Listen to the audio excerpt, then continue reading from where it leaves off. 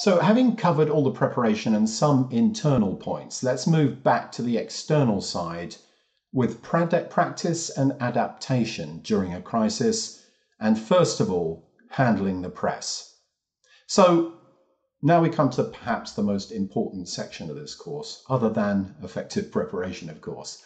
An astute handling of the press is one of the trickiest aspects of dealing with a crisis, whether it be internal or external, actually. It can mean the difference between success and failure, brand enhancement or destruction. Now, whatever happens, you're never going to be as bad as this. So take heart. Good evening. First tonight, a developing story out of Canberra. Tony Abbott has been caught out seemingly insulting a Queensland soldier killed in Afghanistan. Footage shows Mr Abbott being briefed about the battle which killed Lance Corporal Jared McKinney. After being told about the complications of the firefight, this is Mr Abbott's reaction.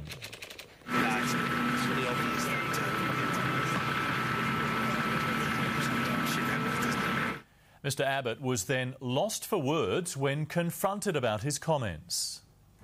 Look, a soldier has died, and you shouldn't be trying to turn this into a subsequent media circus.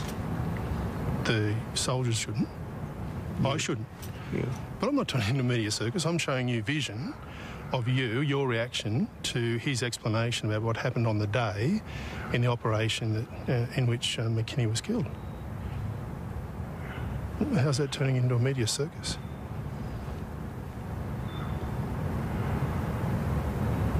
Okay, well, tell me, what's the context, and if it's out of context, what is the context?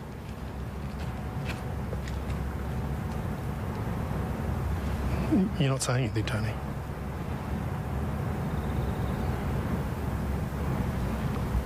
I've given you the response you deserve. Well, for more on this...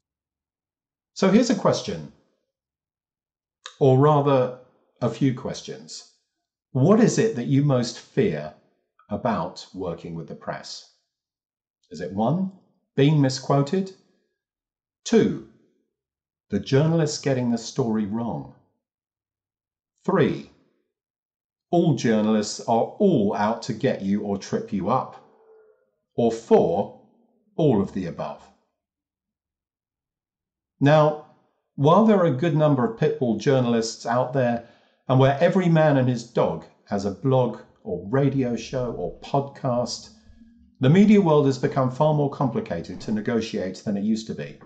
However, although there are some exceptions, generally speaking, there are some tried and trusted techniques of dealing with the media which much remain the same. So let's have a look at those.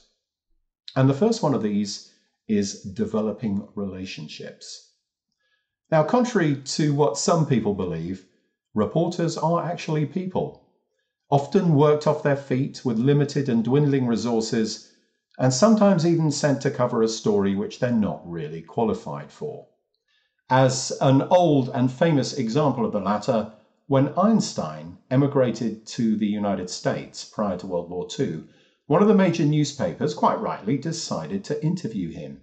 However, for reasons entirely unknown, the editor in question elected to send the, wait for it, golfing correspondent to conduct an interview with one of the brightest people who ever lived, and on a subject that even now is pretty difficult to get your head around. Needless to say, the poor reporter got nearly everything hopelessly wrong, and some of his errors still linger today. One of which was that Einstein had written a book that only 3 people in the world could understand. Perhaps not bestseller material. There was no such book. Exactly how these misrepresentations occurred is something of a mystery, but it does illustrate my point. But going back to my other point, generally, journalists are actually people, just trying to do their jobs under trying circumstances. I know, I was one for 12 years. What's important here is that we can simplify our lives by developing a relationship with them, strange as it may seem to some. In most cases, they're not the enemy, and if you can establish a good working relationship with, hopefully, a number of journalists in key publications, you can go a long way towards ensuring that your story is understood and covered properly. So here are some key points to remember. Research all the major journalists that cover your field. Read, watch, or listen to their work. Figure out their style and angle. Are they right or left wing, for example? Reach out to them. Perhaps suggest a drink. Journalists like drinks. Make yourself available. Provide phone numbers, emails, social media links, etc. Respond as quickly as possible to their calls. They're often on a deadline, and they will appreciate this. If you're not the person to speak to, say it's a technical issue, then find the right spokesperson, prep them, and set up an interview as soon as possible. If you do have news for journalists, then keep them informed. And finally, be as honest as you can during a crisis. Lies have a habit of coming out in the end, and they will destroy the trust that you have spent all that time and drinks money establishing. So, as mentioned previously, journalists are often in a hurry, tired, overworked, hungover. So here are some ways to help them get their jobs done more quickly, and at the same time, getting your story out in the way that you want it to sound. So let's begin with press releases. Now, these are rather old-fashioned these days, but they still serve a purpose. However, the way that they are written is crucial as to whether a journalist will cover the story or not, and in the way that you would like to see it in print or on TV. So here are some key points. 1. The press release title. Create one that sounds like a newspaper headline. For instance, Aston Martin reissues classic James Bond car, or new tech breakthrough cuts emissions by 50%. Journalists like this kind of thing. Now, while your chosen one may not end up in the final story, you have maximized your chances of A, getting your story covered, and B, getting the public to actually read it. Number 2, style of the press release.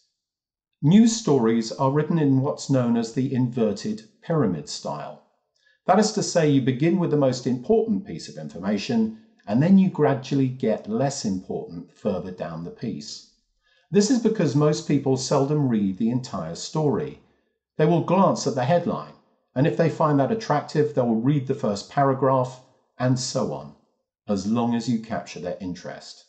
As a general rule, it's good to have all the vital stuff in the first paragraph, and you can generally carry this off by answering the following questions. And these questions are who, what, where, when, how, why, and sometimes how much. Thus, a story about, say, a company crisis might read something like this. Have a look.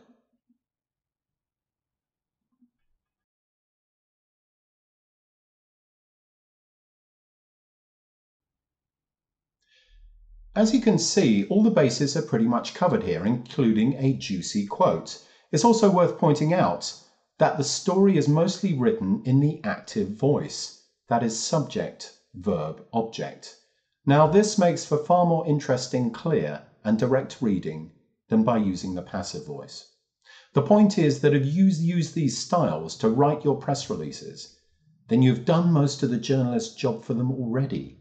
And as we've discussed, if an overworked or lazy reporter sees the press release formatted in such a way, he's far more likely to publish it. So let's go back and have a quick look at sound bites again, because these are so important. Okay, we've covered it before, but it's crucially important, so we will recap. Sound bites are the memorable bits in a story, usually formed within a quote.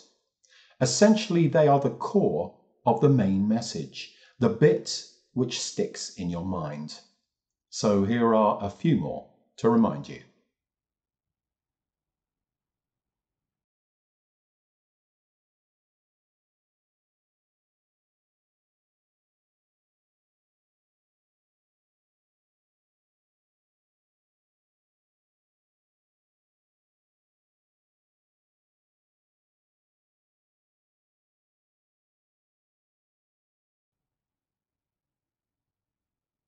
So instead of struggling to think up a memorable message from scratch, you can employ those tried and trusted techniques which were explained before.